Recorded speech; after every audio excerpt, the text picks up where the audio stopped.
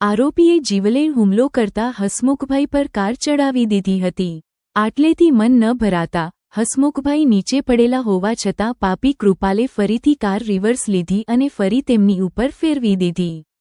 હસમુખભાઈનું ઘટનાસ્થળે જ કંપમાટીભર્યું મોત નીપજ્યું છે અને હત્યારો કાર ચાલક ત્યાંથી ફરાર થઈ ગયો છે।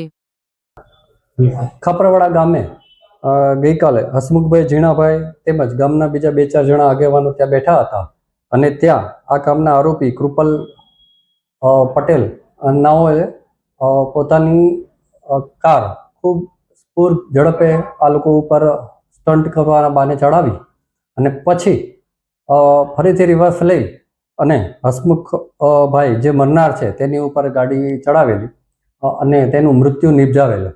આમ કૃપાલ ઉપર મર્ડરનો ગુનો દાખલ કરી આગળની કાર્યવાહી ચાલુ કરેલ છે।